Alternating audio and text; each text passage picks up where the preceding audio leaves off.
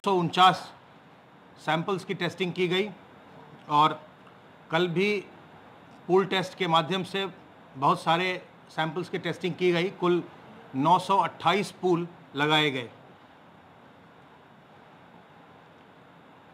Aarogya Setu app का हम लगातार प्रयोग कर रहे हैं और जो भी अलर्ट्स जनरेट हो रहे हैं उनको हम जिलों के साथ शेयर कर रहे हैं। जिलों पर भी, जिले स्तर पर भी उन पर कार्य हो रहा है और हम अपने कंट्रोल रूम से, लखनऊ से लगातार जिनको भी अलर्ट जनरेट हो रहा है उनसे हम फ़ोन करके हालचाल पूछ रहे हैं। अभी तक प्रदेश में 29,010 लोगों को कंट्रोल रूम से फ़ोन कॉल किया जा चुका है और उनका हालचाल पूछा गया है।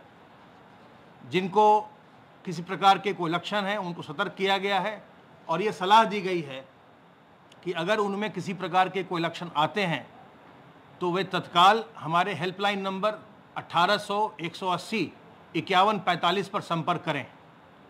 जो हमारा हेल्पलाइन नंबर है वहाँ हमारे विशेषज्ञ आपको इस बात की जानकारी देते हैं लक्षणों के आधार पर कि आपको अपनी जांच करा लेनी चाहिए या घर में ही अभी आराम करना चाहिए। अगर आपको ये सलाह दी जाती है कि आपको अपनी जांच करा लेनी चाहिए या अन्यथा भी आपको ऐसा लगता है कि आप में कोई लक्षण आ रहे हैं, आपको खांसी हो रही है या सांस लेने में तकलीफ़ हो रही है, तो पास के सरकारी चिकित्सालय में जाकर अपनी जांच करवाएं और अगर कोई संक्रमण पाया जाएगा तो उसकी चिकित्सा की व्यवस्था सरकार के द्वारा की जाएगी। जांच की व्यवस्था और चिकित्सा की व्यवस्था सरकार के द्वारा बिल्कुल निःशुल्क की जा रही है।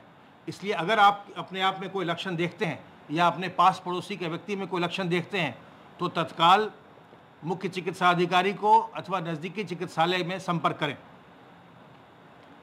मैं आपके माध्यम से ये बताना चाहूँगा कि जो हमारे प्रवासी कामगार आ रहे हैं उनकी हम लगातार ट्रैकिंग करवा रहे हैं। जो भी प्रवासी कामगार आ रहे हैं अगर उनमें कोई भी लक्षण नहीं है तो उन्हें 21 दिन के होम क्वारंटाइन में भेजा जा रहा है। अगर उनमें कोई लक्षण है तो उन्हें रोक करके उनकी जांच करवाई जा रही है और जांच के बाद यदि संक्रमित हैं तो उनको अस्पताल में भेजकर चिकित्सा करवाई जा रही है। अगर संक्रमित नहीं हैं तो पुनः 7 दिन के बाद उनकी जांच करवाकर तब उन्हें होम क्वारंटाइन में भेजा जा रहा है। अभी तक हम लोगों ने आशा वर्कर्स के माध्यम से, और आशा वर्कर्स ने इसमें बहुत ही अच्छा कार्य किया है।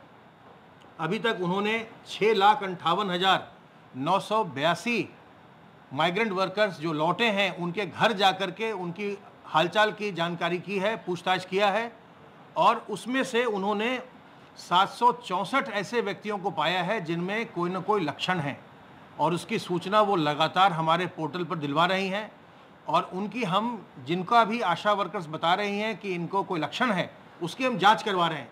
और हमने ये पाया है कि जो आशा वर्कर्स जिनको बता रही हैं घर जा कर के देख करके लक्षणों के आधार पर, उसमें पॉजिटिविटी काफ़ी आ रही है। अर्थात आशा वर्कर्स बहुत ही अच्छा कार्य कर रही हैं और जो भी हमारे प्रवासी कामगार जिनको कोरोना वायरस का संक्रमण हो सकता है उन्हें चिन्हित करने में उनका बहुत बड़ा योगदान है। आशा वर्कर्स के अलावा जो हमारी ANMs हैं, डॉक्टर्स हैं, पैरामेडिकल स्टाफ है, नर्सेज हैं, ये सब इसमें लगातार इस लड़ाई में लड़े हुए हैं, लगे हुए हैं और बहुत अच्छा कार्य कर रहे हैं। मैं आपके माध्यम से जो भी चिकित्सा शिक्षा के या चिकित्सा विभाग के जितने भी डॉक्टर्स या पैरामेडिकल स्टाफ या नर्सेज इस जंग में हमारे साथ लगे हुए हैं लड़ाई में, मैं उन सबको आपके माध्यम से धन्यवाद देता हूं, आभार व्यक्त करता हूं। और साथ ही जितने लोग और भी, चाहे वो पुलिस के कर्मचारी हैं, चाहे राजस्व विभाग के हैं, चाहे सैनिटाइजेशन के हैं, जो इस पूरी मुहिम में हमारे साथ हैं, उन सबको मैं धन्यवाद देता हूं। इस समय जो सबसे बड़ी भूमिका है वो है प्रवासी कामगारों को होम क्वारंटाइन में रखने की और इस भूमिका को निभाना है निगरानी समितियों को, ग्राम निगरानी समिति की और मोहल्ला निगरानी समिति को। मेरा अनुरोध है ग्राम निगरानी समिति से और मोहल्ला निगरानी समिति से कि आप सतत निगरानी बनाए रखें। जो भी प्रवासी कामगार लौट रहे हैं, होम क्वारंटाइन में जा रहे हैं, सबसे पहले तो आपको ये सुनिश्चित करना है कि उनके घर पर एक जो फ्लायर लगाया जाना है, एक जो पोस्टर लगाया जाना है जिसमें तिथि लिखी होगी कि किस तिथि से किस तिथि तक वो होम क्वारंटाइन में है, वो फ्लायर उनके घर के सामने ज़रूर लगा होना चाहिए। और आपको ये सुनिश्चित करना है कि जब तक उनकी तारीख है होम क्वारंटाइन की, वो अपने घरों में ही रहें, घर से बाहर न निकलें।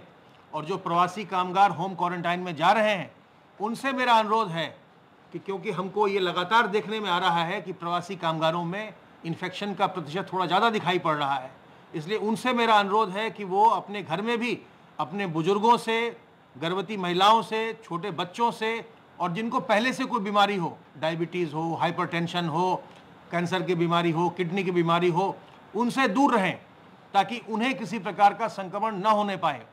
और मैं आपका भी, मीडिया का भी धन्यवाद देना चाहता हूं, जो आपके माध्यम से हम बार बार इस बात को फैला रहे हैं कि बुजुर्गों को बचाएं, गर्भवती महिलाओं को बचाएं और कमज़ोर लोगों को बचाएं। उसका नतीजा ये हुआ है कि 1 महीने पहले जो हमारे कुल संक्रमण में से जो प्रतिशत होता था, 60 वर्ष से अधिक आयु के लोगों का प्रतिशत, वो 9% के आसपास था। आज वो इतनी जागरूकता आ गई है समाज में कि वो प्रतिशत 9% से घट करके 6.5% हो गया है। यानी 60 साल से ऊपर के उम्र के जो बुजुर्ग हैं, उनमें संक्रमण का प्रतिशत घटा है। हाउस होल्ड सर्वेलेंस लगातार किया जा रहा है और हमारी टीम्स, हेल्थ डिपार्टमेंट की टीम्स हॉटस्पॉट एरिया में और नॉन हॉटस्पॉट एरिया में घर घर जाकर के उसका सर्वेक्षण करती हैं। अब तक 11,081 इलाकों में, जिनमें 2,656 हॉटस्पॉट एरिया हैं और 8,425 नॉन हॉटस्पॉट एरिया हैं, इनमें सर्वे किया गया है।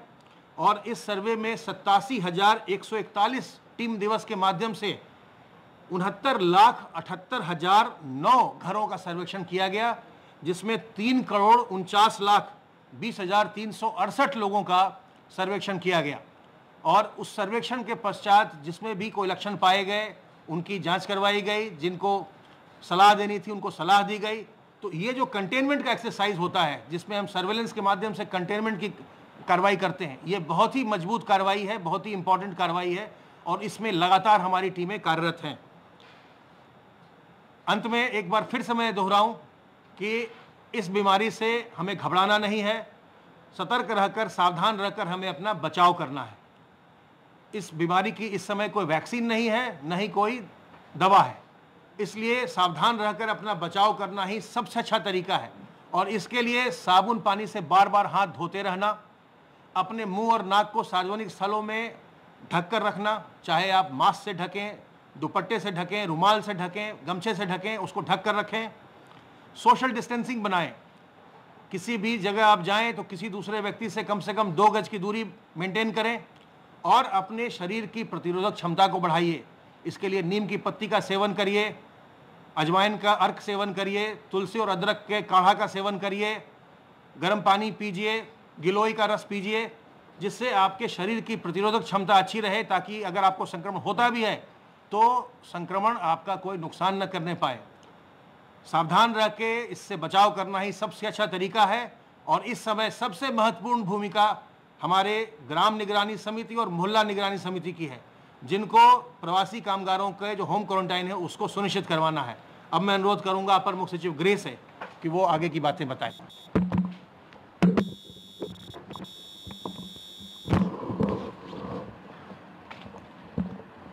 पूरे प्रदेश में प्रवासी कामगारों, श्रमिकों की सकुशल वापसी के लिए क्वारंटाइन सेंटर में सभी लोगों को ले जाया जा रहा है। आपको मालूम है कि लगभग पूरे प्रदेश में अब तक 20 लाख से अधिक प्रवासी कामगार और श्रमिक सकुशल लौट चुके हैं। इतनी अधिक संख्या में प्रवासी कामगारों और श्रमिकों के लौटने पर मुख्यमंत्री जी ने आदेश किया है कि क्वारंटाइन सेंटर पर भी इंफ्रारेड थर्मामीटर्स प्रोवाइड फॉर कर दिए जाएं, जिससे कि ग्राउंड लेवल पर ही यदि कहीं लक्षण किसी को हो, टेम्परेचर हो, हल्का भाई बुखार हो, तो तुरंत उनकी आइडेंटिफाई करके उनको इंस्टीट्यूशनल क्वारंटाइन और फिर प्रॉपर मेडिकल केयर दिया जाए। आपको मालूम है कि प्रत्येक हमारा जो श्रमिक है, कामगार है, जब आता है तो 15 दिन का उसको खाद्यान्न का किट भी दिया जा रहा है। मुझे बताने में खुशी है कि अब तक 46,103 ग्राम पंचायतों में 16,08,184 व्यक्ति राजस्व विभाग के क्वारंटाइन सेंटर्स के माध्यम से ग्रामीण क्षेत्र में गए हैं, और जो नगरीय क्षेत्र और वार्ड और मोहल्ला है उनमें 6,202 मोहल्ला वार्ड में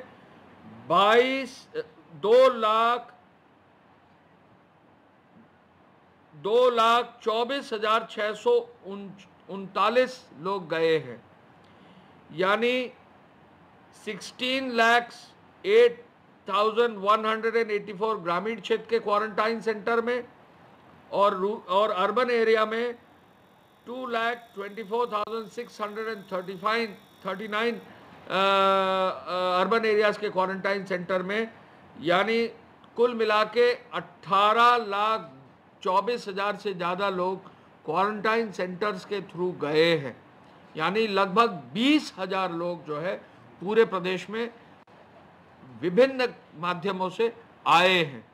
इतनी अधिक संख्या में लोगों को एक प्रदेश में एक बार में पूरा डेटा बनाते हुए, उनका स्किल सेट कैप्चर करते हुए, एक एक व्यक्ति को खाद्यान्न का पैकेट देते हुए एक बहुत बड़ा अचीवमेंट हुआ है। मुख्यमंत्री जी ने कहा है आगे आने वाले समय में अभी भी निरंतर प्रतिदिन लगभग 100 ट्रेनें हमारे प्रदेश में आ रही हैं, अभी भी निरंतर प्रतिदिन बसों से लोगों को अन्य प्रदेशों से लाया जा रहा है, अभी भी निरंतर प्रतिदिन हमारे विभिन्न बॉर्डर से मथुरा, झांसी, सहारनपुर, प्रयागराज, महोबा, वाराणसी सभी बॉर्डर से जो है लोग आ रहे हैं।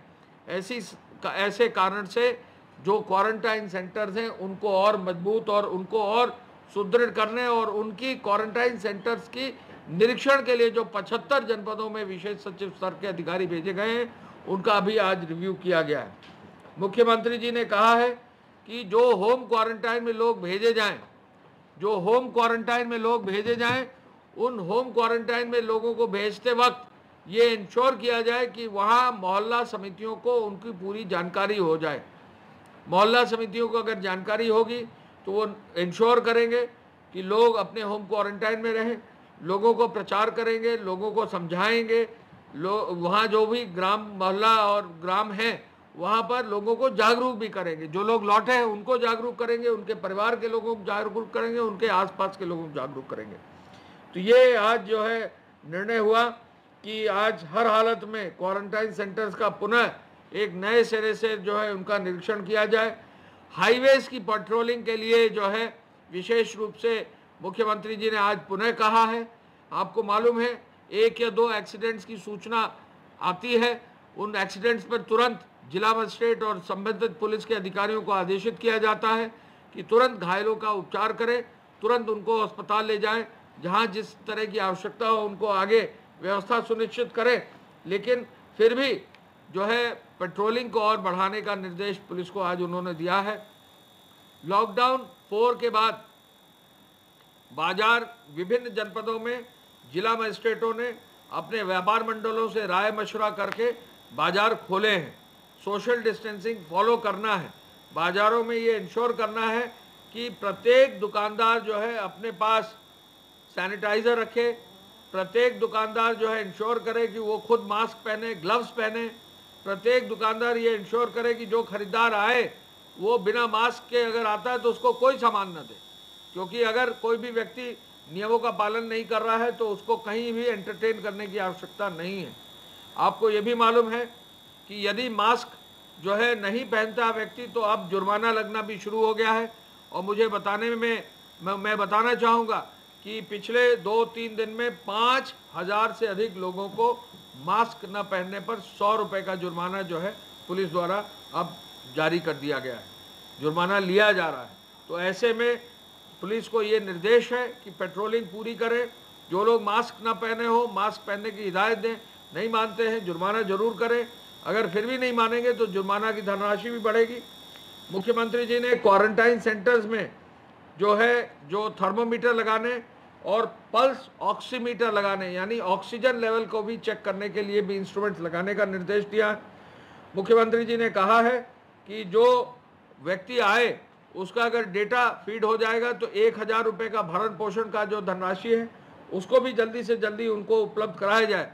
और जो भी व्यक्ति बाहर से आ रहा है अगर उसका राशन कार्ड नहीं है तो अपने निकटस्थ जो भी राजस्व विभाग के अधिकारी हैं, जो भी निकटस्थ ग्राम में जो ग्राम पंचायत है, जो भी निकटस्थ अधिकारी मौजूद हैं, उनसे तुरंत संपर्क करके अपने राशन कार्ड बनवाने की व्यवस्था जरूर करें। हर व्यक्ति को राशन कार्ड मिले, हर व्यक्ति को निःशुल्क खाद्यान्न मिले, ये निर्देश आज मुख्यमंत्री जी ने दिया है। मुख्यमंत्री जी ने कहा है कि बेहतर संवाद बनाकर जनपदों में अच्छा कार्य हो सकता है। वरिष्ठ प्रशासनिक अधिकारियों के इस कार्य के लिए उन्होंने नामित किया है और अब बहुत जल्दी ही अपर मुख्य सचिव, सचिव और विशेष सचिव स्तर के भी, प्रमुख सचिव स्तर के भी अधिकारी जो है विभिन्न जनपदों में एक साथ नए सिरे से जाएंगे, ये देखने के लिए कि किन किन जिलों में कैसे ही व्यवस्था है और क्या और सुधार हो सकता है, कहाँ कमियां हैं जिनको दूर किया जा सकता है। कोविड चिकित्सालयों का निरीक्षण करने के लिए नियमित निरीक्षण करने का भी निर्देश मुख्यमंत्री जी ने कहा है। उन्होंने ये भी कहा है कि वेंटिलेटर चल रहे हैं कि नहीं, ऑक्सीजन की मशीन चल रही कि नहीं, ये जाकर मौके पर देखा जाए। ये निर्देश उन्होंने कहा है कि इसको इंश्योर किया जाए। टेस्टिंग की क्षमता को 10,000 लाने के लिए मुझे बताने में खुशी है कि प्रदेश में बहुत जल्दी ही नई टेस्टिंग मशीन अगले 2 या 3 दिन में जो है क्रय होकर आ रही हैं और जहाँ जहाँ बड़ी मशीनें आ जाएंगी तो इन टेस्टिंग मशीनों के माध्यम से मेडिकल कॉलेजेस में और अन्य टेस्टिंग लैब में क्षमता लगभग 10,000 अगले 3 से 4 दिन में करने का निर्देश है और कर भी लिया जाएगा। कृषि विभाग ने गेहूं क्रय में अच्छा कार्य किया है। कृषि विभाग के अधिकारी अब गेहूं क्रय केंद्रों का निरीक्षण भी कर रहे हैं। हमको ये बताने में खुशी है कि गेहूं क्रय केंद्रों पर कहीं भी जो है शिकायत नहीं आई है। अगर कहीं 1-2 शिकायत आई भी है तो वहाँ जिले के अधिकारियों को, जिलाधिकारियों को, कृषि विभाग के अधिकारियों को कहा है यदि कहीं भी गेहूं क्रय केंद्र पर शिकायत पैसे लेने की या किसी भी प्रकार की आएगी तो FIR तुरंत दर्ज करके ऐसे लोगों पर कार्रवाई जरूर की जाए। ट्रेनों के आने के बारे में आपको मालूम है कि ज़बरदस्त रूप से जो है ट्रेनें आ रही हैं। अब तक 930 ट्रेन प्रदेश में आ चुकी हैं। कुल मिलाकर 12,33,000 से ज़्यादा लोग केवल जो है इन ट्रेनों से आ चुके हैं। अब तक हम जो सहमति दे चुके हैं 1199, लगभग 1200 ट्रेनों की जो है हम सहमति दे चुके हैं, यानी 16 लाख से अधिक लोगों की सहमति भी दे चुके हैं, जिनमें से 12,33,000 लोग आ चुके हैं। आज भी लगभग 117 ट्रेन हमारे प्रदेश में आने को है। हमारे प्रदेश में संख्या ट्रेन की जो है पूर्वांचल में अधिक है लोगों की, तो उस संख्या को पूर्ति करने के लिए प्रदेश के अंदर भी ट्रेन चलाई जा रही हैं। झांसी से ट्रेन चलाई जा रही है, मथुरा से ट्रेन चलाई जा रही है, आगरा से ट्रेन चलाई जा रही है, अलीगढ़ से ट्रेन चलाई जा रही हैं, सहारनपुर से ट्रेन चलाई जा रही हैं। इसके साथ साथ जो है कानपुर से भी ट्रेन चलाई जा रही है और प्रयागराज से भी शॉर्ट डिस्टेंस की ट्रेन जो है चलाई जा रही हैं। मुझे ये बताने में खुशी है कि अन्य प्रदेशों से जो संख्या में लोग आए हैं उसके हिसाब से ट्रेन से जो लोग आए हैं, लगभग गुजरात से 5,36,000 लोग आ चुके हैं ट्रेन से। महाराष्ट्र से जो है 192 ट्रेनें हुए, 2,46,900 लोग आ चुके हैं। पंजाब से 1,80,000 लोग आ चुके हैं। और इसके साथ साथ हम ये भी बताना चाहेंगे कि दिल्ली से भी जो है 47 ट्रेनों से 69,000 लोग आ चुके हैं। हम लोग की अपील है, प्रदेश सरकार की ओर से मुख्यमंत्री जी ने अपील कर रखी है कि हर व्यक्ति को निःशुल्क लाया जा रहा है। दिल्ली से भी जो ट्रेन आ रही हैं उनमें ही लोग चढ़कर आएँ, कोई भी पैदल ना चले। पूरे प्रदेश में कहीं भी पैदल चलने को कहीं भी अपील की जा रही, कोई पैदल ना चले। जिलाधिकारी और वरिष्ठ अधिकारियों को निर्देशित किया गया है कहीं भी पैदल अगर चलता पाया जाता है उसको तुरंत जो है गाड़ियों में बैठाकर व्यवस्थित रूप से उसको घर भिजवाने की भी व्यवस्था सुनिश्चित करें। आज प्रदेश में इतनी अधिक संख्या में जहां बाहर से लोग आए हैं तो उनको व्यवस्थित रूप से आगे बढ़ाने में कार्य जो हो रहा है उसके लिए आज पुनः मुख्यमंत्री जी ने ये आदेश दिया है कि जो इकोनॉमिक पैकेज का प्लान है उस पर अगले 2-3 दिन में जो है हर विभाग का प्रेजेंटेशन देखेंगे और उस पर कार्य सुनिश्चित करेंगे। मैं इस अवसर पर यह भी बताना चाहूँगा कि गृह विभाग के माध्यम से जो अभी तक कार्रवाई की गई है, कुल मिलाकर 188 के अंतर्गत 54,000 FIR अब दर्ज कर दी गई है और कम से कम 1,52,000 लोगों को जो है उनके विरुद्ध कार्रवाई की गई है। साथ साथ जो FIR EC एक्ट में की गई है, जमाखोरी में की गई है, लगभग 639 FIR 639 FIR EC एक्ट में की गई है और 300 लोगों को अब तक गिरफ्तार कर लिया गया है। हॉटस्पॉट के एरिया में आपको मालूम है कि लॉकडाउन 4 में हॉटस्पॉट के और कंटेनमेंट जोन का एरिया सबसे क्रिटिकल है, क्योंकि कंटेनमेंट जोन के बाहर कई प्रकार की छूट दुकानों के बारे में, इंडस्ट्रीज के बारे में, मूवमेंट बारे में दी गई है। लेकिन हॉटस्पॉट के एरिया को और मजबूती से देखने के लिए आज उन्होंने मुख्य सचिव को और DGP साहब को पुनः कहा है कि वरिष्ठ अधिकारियों को भेजकर जो हॉटस्पॉट्स विभिन्न जनपदों के हैं उन पर विशेष रूप से कार्य करते हुए उनमें लॉकडाउन मजबूती से किया जाए, जिससे कि कहीं भी कोई भी